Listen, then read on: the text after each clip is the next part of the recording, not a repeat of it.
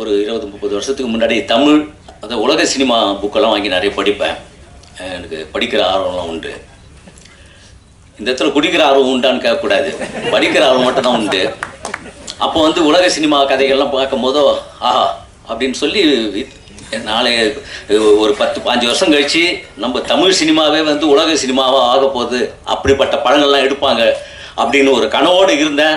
அந்த கனவுகளை நிறைவேற்றி இன்றைக்கி புரட்சி படங்களாக கொடுக்குற இயக்குநர்கள்லாம் வந்து அவங்க மத்தியில் நாமளும் வந்திருக்கிறோம் அப்படின்னு நினைக்கும் போது எனக்கு ரொம்ப ரொம்ப சந்தோஷமாக இருக்குது. இந்த சமகாலத்தில் நம்மளும் நடிச்சிட்டு இருக்கிறோம் அப்படிங்கிறது. நான் ஜேபிபி ட்ரெய்லர் அப்போ சொன்னேன். நான் இந்த இடத்துக்கு நான் எப்படி வந்தேன் அதே தான். அப்போ என்ன ஆச்சுன்னா வந்து அதுக்கப்புறம் படம் பாருங்கள், ஏன்னா புதுசு, நம்ம வந்து சும்மா ஜாலியாக காமெடி எல்லாத்தையும் கலாச்சின்னு அப்படி போயிடுவேன். சரி நம்மளும் நடிக்க முடியும் அப்படின்னு சொல்லி தயாரிப்பாளரும் டைரக்டர் சுரேஷ் சாரும் வந்து என்ன நடிக்க வச்சு இன்றைக்கி எங்கே வெளியில் யார் பார்த்தாலும் ஜேபிபி அப்படின்னு ஒரு அடையாளத்தோடு என்னை வந்து பார்க்க வராங்கன்னு ஆச்சரியமாக, சின்ன பசங்க முதற்கொண்டு எனக்கு ஒரு பெரிய அடையாளமாக அந்த இது இருந்தது. எப்படி ஜேபிபி அவங்க வீட்டுக்கு நான் வந்தனோ, கொஞ்சம் பக்கத்து வீட்டு பாட்டில் விடாத வீட்டுக்கு வந்துடுங்க அப்படின்னு எங்கள் கூட்டின்னு வந்து சென்ட்ரலில் விட்டாங்க. ஆனால் ஒரே விஷயம், அன்னையில் அம்பேத்கர் சொல்கிற மாதிரி தான், நான் யாருக்கும் அடிமை இல்லை, எனக்கு அடிமை யாரும் இல்லை, குடிக்கு அடிமை யாரும் இல்லைன்னு சொல்லிட்டு நீலம் ப்ரொடக்ஷனில் இந்த ஒரு விழிப்புணர்வு சமூகத்துக்கான ஒரு படத்தை வந்து நல்ல தரமான படங்களாக வந்து எடுத்துகிட்டு வராங்க.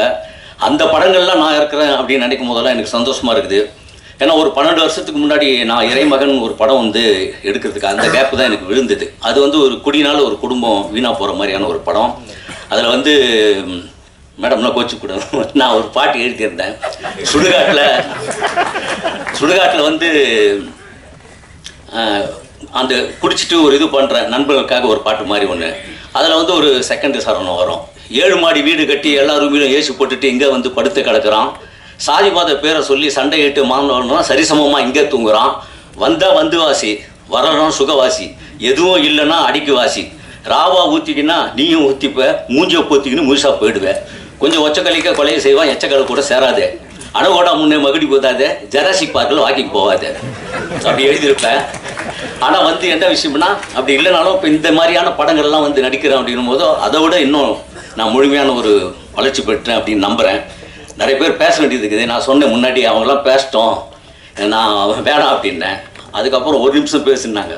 சரி, அந்த 1 நிமிஷம் பேசி அதோடு முடிச்சுக்கிறேன். எல்லாருக்கும் நன்றி, வணக்கம்.